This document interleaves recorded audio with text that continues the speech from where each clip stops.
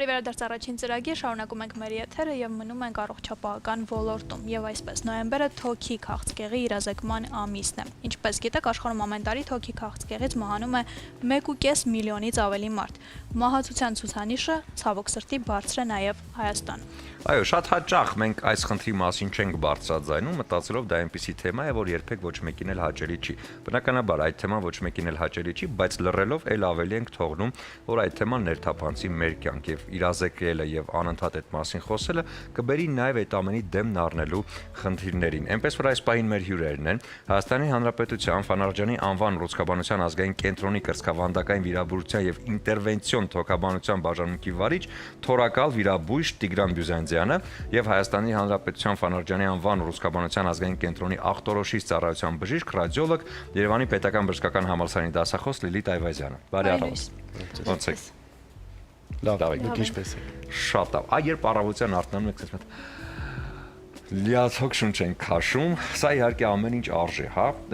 Երբ են առաջանում խնդիրները թոքերի հետ եւ ինչը կարող է հանդիսանալ խնդիրների պատճառ այսօր։ Շատ հետաքրքիր հարց եք շոշափում, շնորհակալություն նախ հրավերի համար եւ նմանատիպ կարևոր հարցերին տեղ տալու համար եթերում եւ թոքերի հիվանդությունները բոլորը սկսում են վատ եւ սխալ օդի մուտքից, այսինքն վատ եւ սխալ օդը ո՞րն է։ Դա ծխախոտն է, դա աղտոտված օդն է, դա բոլոր այն արգասիքներն են, որոնք չպետք է հայտնվեն իրականում մեր տրախեոբրոնխիալ ծառում, շնչափողում, թոքերում եւ այլն։ Եվ այդտեղից էլ արդեն առաջանում են բոլոր խնդիրները, դա թոքերի քրոնիկ օբստրուկտիվ հիվանդությունը, դա թոքի քաղցկեղը եւ այլն եւ այլն եւ այլն։ Շատ ասում են, որ երբ որ խոսում եմ ընկերներիս հետ, ասում եմ մի ծխեք, դա բերում է նաև այդ քաղցկեղի բան, բայց ասում են, այդպիսի բան չկա, բա մեր պապերը ոնց էին 90 տարեկան մինչև ապրում բոլ ծխելով։ Եկեք խոսենք այդ խնդրի մասին, որտեղ այսօր դա արդեն իսկ ծառացած ու շոշափելի խնդիր է դարձել։ Ինչքանով է ծխելը ստատիստիկայով ազդում հենց այդ process-ի վրա։ Ասեմ ձեզ, նպաստում ավելի ճիշտ։ Եթե մենք նայենք առողջապահության կազմակերպման տեսանկյունից, այսինքն հավանականությունը առաջացման եւ այլն դա թվեր են, որոնք մարդիկ միշտ մտածում են մեզ հետ դա կապ չունի, որ տարեկան ախտորոշվում է այսքան թոքի քաղցկեղ, հա, ես այդ թվերի մեջ չեմ, նորմալ է, ես չեմ լինելու այդտեղ։ Եթե մենք նայենք յուրաքանչյուր անձի տեսանկյունից, այսինքն մի մարդու ռիսկը թոքի քաղցկեղ ունենալու ինչքան է, ապա ասեմ, որ թոքի քաղցկեղ առաջանում է ծխողների շրջանում ամբողջ կյանքի ընթացքում 20-ից 30% հավանականությամբ։ Դա բարձր է։ Դա բավականին բարձր է, այսինքն ամեն 5-րդը, ով որ կյանքի ընթացքում ծխել է, կունենա թոքի քաղցկեղ։ Ըստ այսօրվա մեր ունեցած ստատիստիկ տվյալների։ Նույն բանը վերագրելով չծխողներին, հավանականությունը 0.5-ից 1%։ Ամբողջ կյանքի ընթացքում։ Եվ այդ նույնը վերագրենք տարիներին, այսինքն յուրաքանչյուր ծխող մարդ, իսկ մենք թիրախային խումբ միշտ վերցնում ենք 50-75-ը, որ մոտավորապես այդ տարիքային դիապազոնում է առաջանում թոքի քաղցկեղ։ Այո, ավելի վաղ է առաջանում, ավելի ուշ է առաջանում, բայց հիմնական խումբը թիրախը հենց 50-75 տարեկան մարդիկ են։ Այդ տարիքը, եթե մենք 20-30% հավանականությունը բաժանենք այդ 25-ից 30 տարվա մեջ, կստանանք, որ ամեն տարվա մեջ ծխող մարդը ունի հավանականություն թոքի քաղցկեղ առաջանալու 1%-ով։ Կարծում եմ դա խելառ թվեր են ուղղակի եւ շատ բարձր ցուցանիշներ են։ Եվ որոնք են առաջին ախտանիշները, որ մարդը կարող է հասկանալ, որ արդեն բանը բանից անցել է կոպիտ ասած եւ պետք է դիմել բժշկի։ Որպես վիրաբույժ ես ասեմ գանգատների մասին, խոսքս փոխանցեմ գոլեգայից, որպեսզի ավելի մեծ պրոյեկտների մասին ասի, հետազոտական եւ այլն։ Ուրեմն գանգատ եթե առաջացել է եւ մարդը ախտորոշում է ստան թոքի քաղցկեղ, դա արդեն իսկ նշանակում է, որ խոսքը չի գնում վաղ փուլի մասին։ Վաղ փուլերը հիմնականում պատահական հայտնաբերվածներն են կամ այն մարդիկ են, ովքեր որ մշտապես անցնում են տարեկան ստուգումներ։ Այսինքն ոչ մի զգացողություն չկա, երբ որ նոր փուլում է։ Չկա ցավոք սրտի, քանի որ կամ ինչ-որ բաներ, խեղդվել այդ հազից։ Բացարձակ չի լինում, քանի որ թոքը ինքնին նյարդավորված չէ։ Ահա։ Այսինքն, եթե մենք խոսում ենք հազի, եթե մենք խոսում ենք արյունախխման, եթե մենք խոսում ենք ցավի մասին, դա արդեն իսկ նշանակում է, որ process-ը միայն թոքում չէ։ Այսինքն բրոնխիալ ծառի մեջ խնդիր կա։ Մենք արդեն խոսում ենք նրա մասին, որ ախտարվել է պլևրան կամ տարածվել է process-ը եւ ըստ այդմ առաջացել են գանգատներ։ Ինչ անել, որ չգալ հասնել դրան։ Եվ այդ հարցը տանջում է աշխարհով մեկ բոլորին, ովքեր որ զբաղվում են թոքի քաղցկեղով, ովքեր որ զբաղվում են առողջապահության կազմակերպմամբ եւ այդ հարցի պատասխանը փորձել են տալ ԱՄՆ-ում եւ Դանիայում։ Երկուսն է փորձել են ստեղծել սկրինինգային ծրագիր։ Սկրինինգը ինչ է նշանակում։ Այսինքն հետազոտություն, որ արվում է առողջ, պրակտիկ առողջ մարդկանց, իդենտիֆիկացնելու եւ դուրս բերելու այն մարդկանց, ովքեր որ հիվանդությունը կամ նոր է սկսում կամ առաջին, երկրորդ փուլում է։ Արդյունքում ինչ ունեցանք, Ամերիկայի Միացյալ Նահանգները հետազոտեցին 55000 մարդու մոտավորապես։ Եվ այն մարդկանց, ում որ հայտնաբերել էին թոքի քաղցկեղ, համեմատել էին այն մարդկանց հետ, ովքեր որ պատահական էին հայտնաբերվել կամ գանգատներով, եւ ունեցել էին մահացության մոտավորապես 30%-ի չափով նվազում 5-ամյա մահացության մասին է խոսքը։ Դա եւս լուրջ ցուցանիշներ են։ Սակայն եւ մեթոդը բավականին գնահատվել էր թանկարժեք, դրա համար ինքը չստացավ համապարփակ բնույթ։ Բայց ինչ անի հասարակ մարդը, որը որ ունի կասկածներ եւ վախենում է, որ ինքը կարող է ունենալ թոքի քաղցկեղ,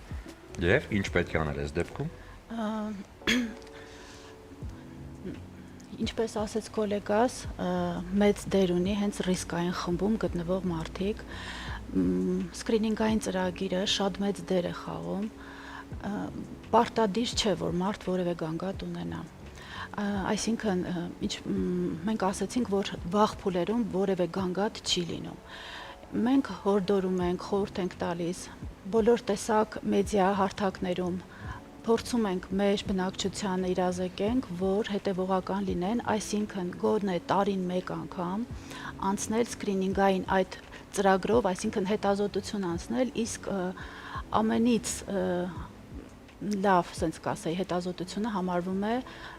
ցածր դոզավորմամբ ՀՇ հետազոտությունը, այսինքն ԿՏ, ինչպես մարդիկ գիտեն, երբեմն համեմատական տանում են ԿՏ-ի եւ ռենտգենի ցուցանիշները, ասում են կարող ենք միգուցե հենց ռենտգենով բավարարվել։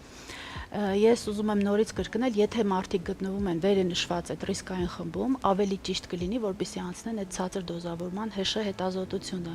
որովհետև օրինակ փոքր ուռուցքային հանգույցները 3-ից 5 մմ չափերով ռենտգենով մենք կարող ենք բաց թողնել, իսկ որը որ շատ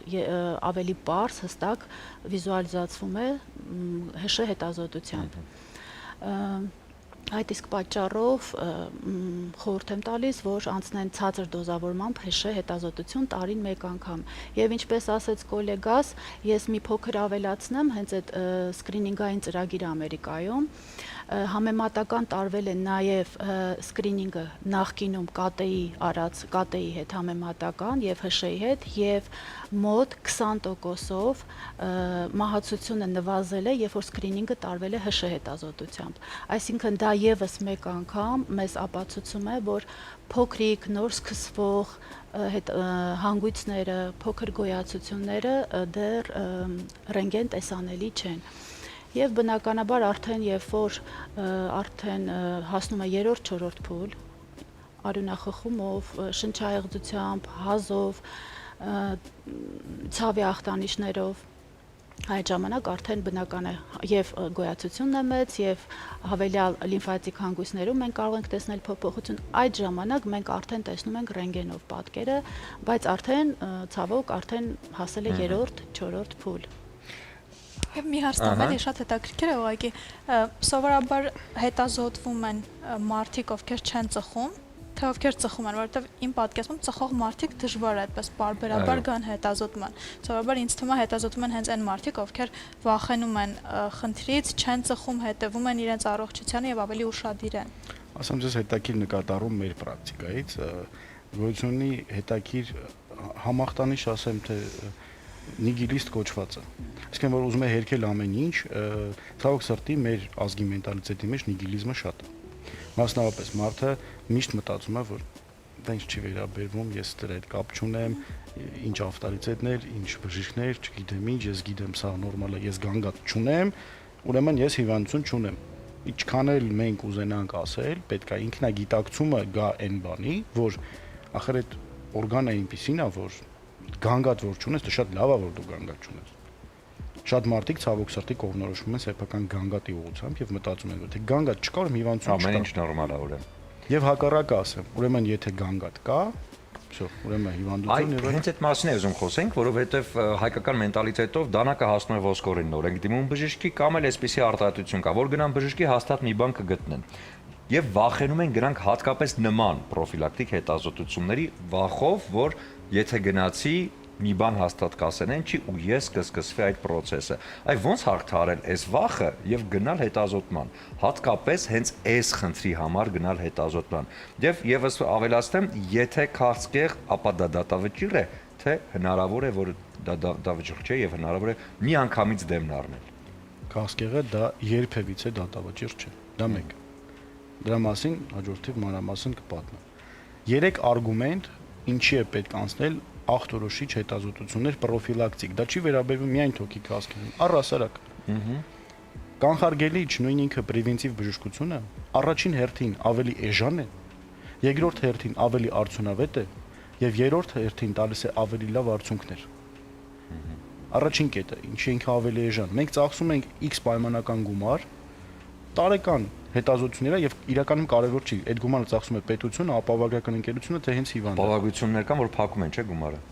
Հետազոտությունների համար կամ որ ծածկում են։ Էական չի ով է տալիս գումարը։ Գումարը ծախսվում է նույն թոքի քաղցկեղի օրինակով, նույնիսկ եթե պետական ծրագրեր չկան, X2 ենթադրենք, չգիտեմ, Մոզամբիկում չկան։